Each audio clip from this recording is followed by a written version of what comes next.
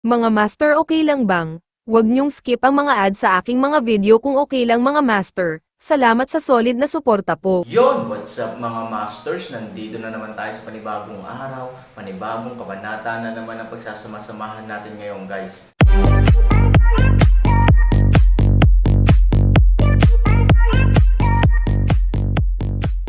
Bali mga masters, kung bago ka pa lang po sa aking YouTube channel, please click the subscribe button, lalong-lalo na po yung notification bell guys, para maging connected pa rin tayo sa isa't isa at maging updated kayo sa mga susunod ko pang video.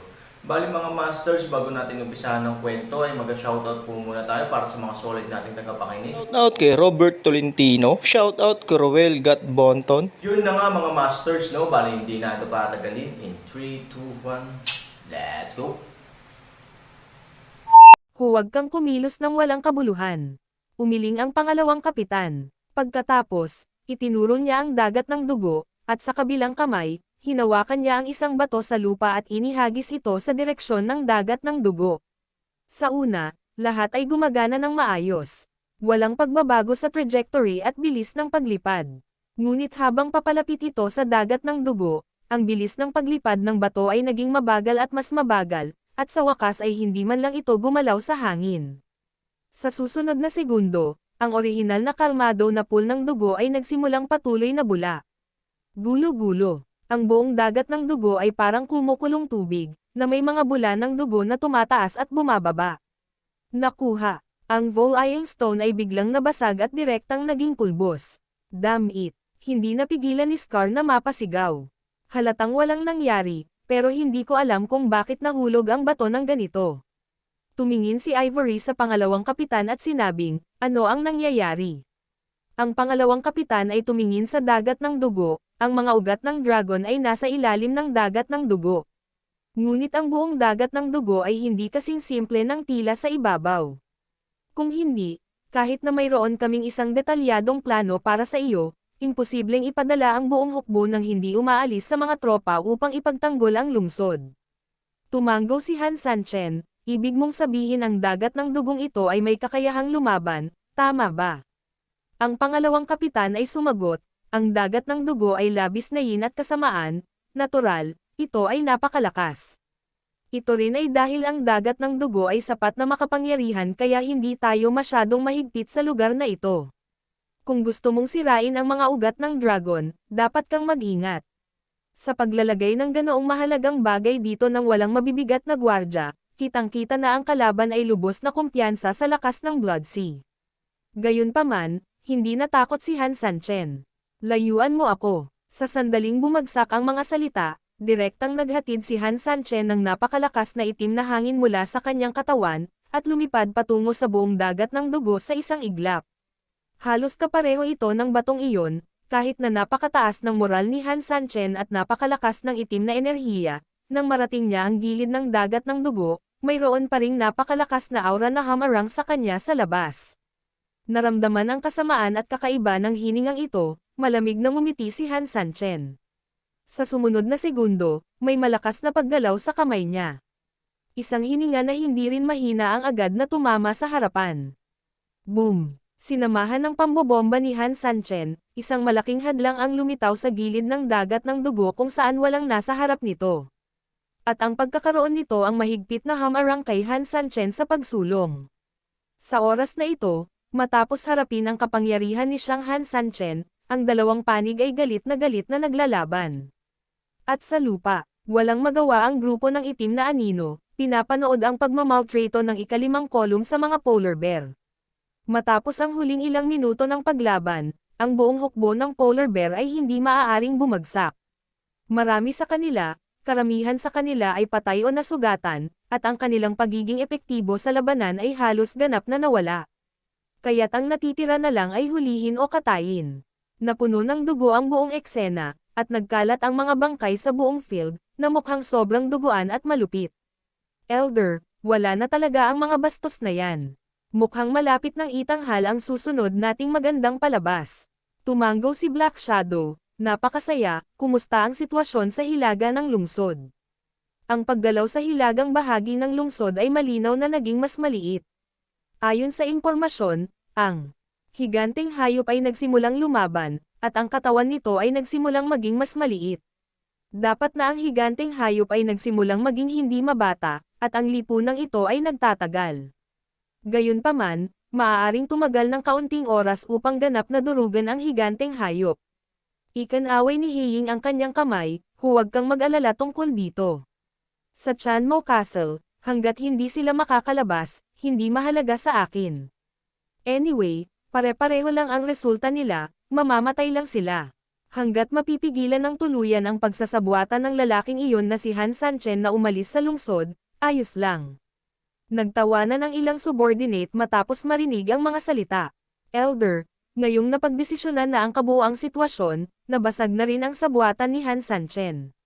Sa ngayon, kaso lang ng paghuli ng pagong sa urn, at sigurado na ang pagkakataong manalo. Oo, kuya, nawala na ang lahat kay Han Sanchen ngayon, ano pa ang magagawa niya? Kami, maghanda na lang para manood ng palabas. Tuwang-tuwa ang grupo ng mga tao, at paulit-ulit na tumango si Heying, ngunit nang magsasalita na sana siya muli, bigla na lang, halatang naramdaman niyang biglang nanginginig ang kanyang katawan, at biglang nakaramdam din ng matinding sakit ang kanyang dibdib. Bago pa siya makapag-react ay biglang uminit muli ang kanyang lalamunan. Puff! Isang jet ng itim na likido ang bumulwak mula sa kanyang bibig sa lugar, at lahat ng mga nasasakupan sa paligid niya ay agad ding nawalan ng katawan. Bagaman ang lahat ng ito ay mabilis na naibalik, ang lahat ng naruroon ay hindi nagkaroon ng uri ng masayang pagtawa ngayon lamang. Sa sandaling ito, lahat sila ay takot na takot. Dahil ngayon lang, hindi lang nila naramdaman na nawawala na ang energy sa katawan nila, pero higit sa lahat, pati katawan nila ay na-trauma. Anong nangyayari dito? Ngayon lang, anong nangyari kanina? Oo, bakit ang katawan natin, biglang? Nagkatinginan ang isang grupo ng mga tao sa blanko ang pagkataranta, matinding takot ang bumabalot sa kanilang mga puso. Walang sino man ang mananatiling kalmado sa harap ng kamatayan, at kasama na sila rito. Nawala rin ang ngiti ng itim na anino kanina, at malamig na tumingin sa braso niyang nag-iiba na ng kulay. Alam niya na ito ay isang problema sa kanilang panloob na hininga, kaya ang kanilang kasalukuyang mga katawan ay nagsimulang lumitaw na hindi matatag. At mayroon lamang isang bagay na may kaugnayan sa kanilang panloob na hininga. Palso ng dragon. Iniangat niya ang ulo niya ng mariin.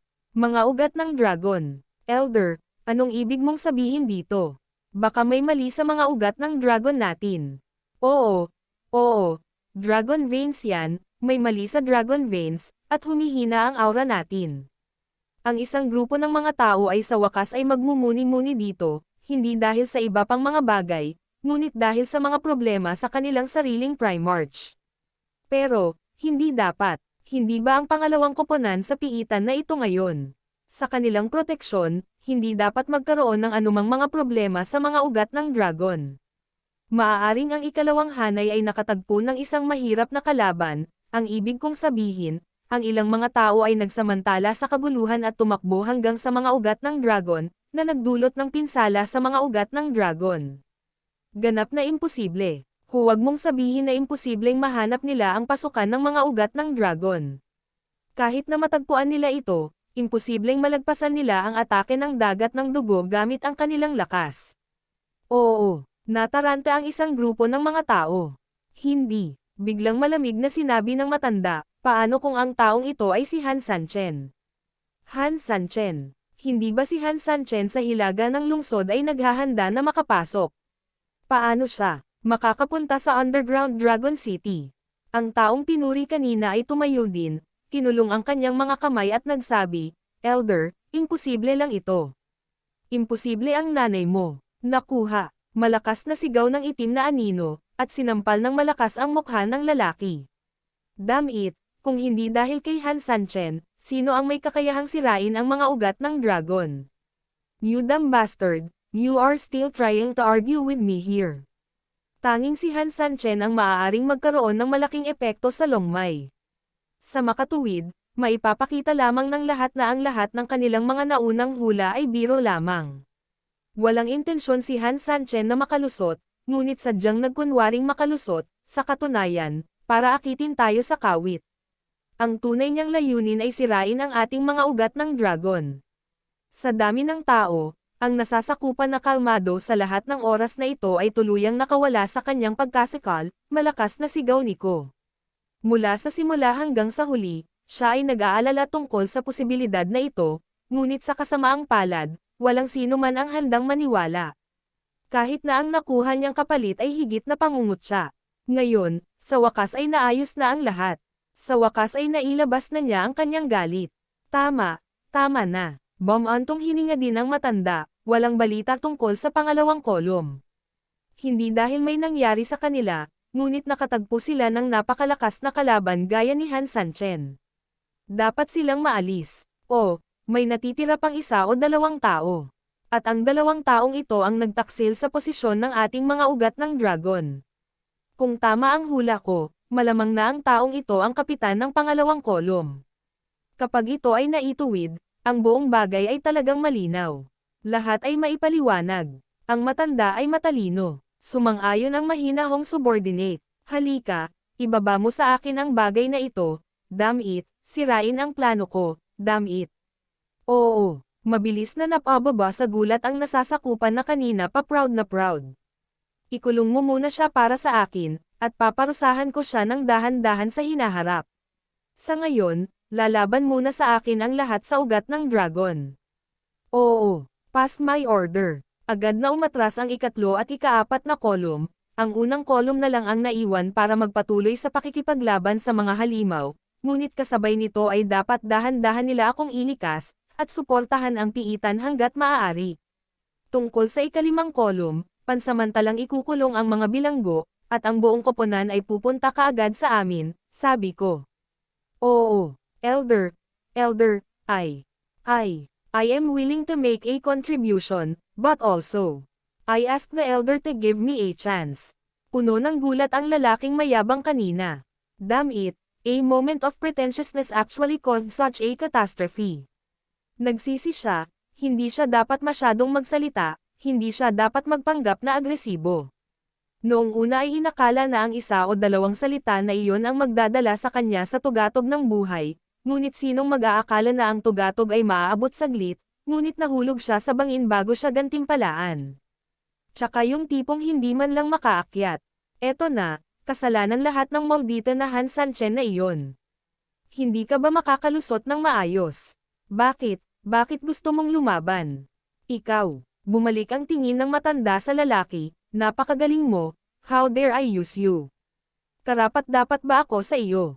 Kailangan mo lang mag-isip ng basta-basta, kaya mong mag-strategize at manalo ng libu-libong milya. Isa ka lang huwaran para sa aking henerasyon.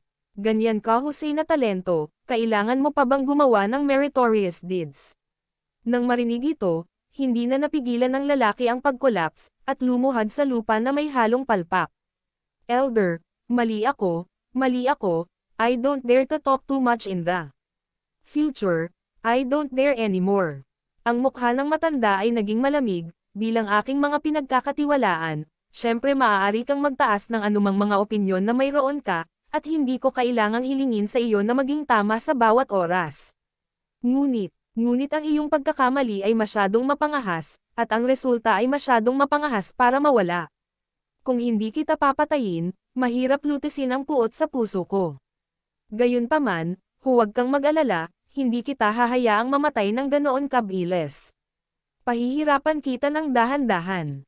Matapos mahulog ang mga salita, tumingin ang matanda sa lahat, sumunod ka sa akin. Oo, isang grupo ng mga tao, sa pangunguna ni Sombra, ang sumugod hanggang sa piitan.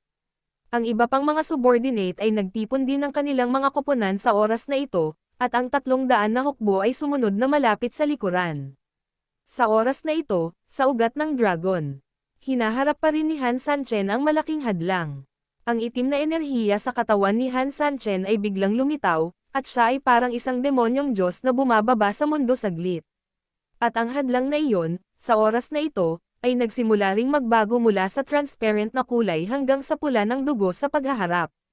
Sa kalmadong dagat ng dugo, ang dugo ay tumaas ng husto, at ang kanya ng hangin ay tumimpi ng husto, at pagkatapos ay sumabog ng malakas, tulad ng isang mainit na tinunaw na paste na sumasabog. Pumutok, pumalakpak, sa barrier, May sunod-sunod na pagsabog ng parang electric shock.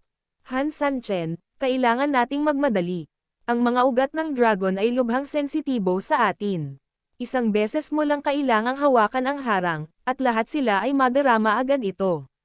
Kaya, kung tama ang hula ko, dapat ay sumugod na sila sa atin, narito tayo. Mahinang sabi ng pangalawang kapitan. Nang marinig ito nina Daoskar at Su Yingxia, hindi nila maiwasang mabalisa. Gayunpaman, hindi gumawa ng ingay ang dalawa. Alam nila na hindi na kailangang hikayatin si Han Sanchen sa oras na ito. Si Han Sanchen ay nagbigay ng soft drink, at biglang nadagdagan ang kanyang lakas sa kanyang mga kamay. Siyempre, hindi siya nag-exert ng lakas bigla dahil sa udyok ng pangalawang kapitan. Alam niya sa simula pa lang na darating ang kabilang partido para sumuporta. Hindi man ito nangangailangan ng maraming dragon veins upang mailipat ang mga ito, ngunit normal na loika. Napakasimple lang ng dahilan kung bakit ngayon lang ito biglang naglabas ng lakas. Si Han Sanchen ay nakikipaglaban at nangungulit sa hadlang noon. Nang umabot sa matinding lagnat ang paghaharap, alam ni Han Sanchen na dumating na ang pagkakataon. Tulad ng pulang mainit na bakal, kapag ang temperatura ay umabot sa pinakamataas na punto, kailangan mo lamang itong hawakan ng bahagya, at ang bakal ay matutunaw sa isang iglap. Ang parehong ay totoo para sa hadlang sa harap mo.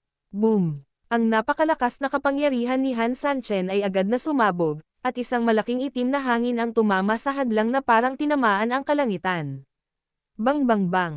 Halos sa sandaling umatake ang itim na hangin, ang buong harang ay biglang nabasag. Naghiwa-hiwalay ang lahat, fragmented. May pagnisi sa gilid ng bibig ni Han Sanchen, at alam niyang posible talaga ito. Sira, sira. Hindi napigilan ng pangalawang kapitan na mapasigaw sa gulat.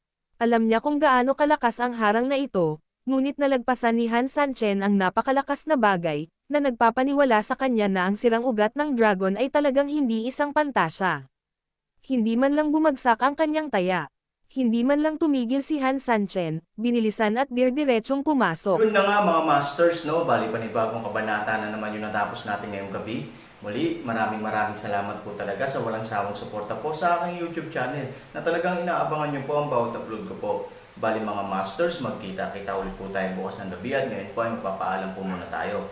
Bali mga masters, bye-bye!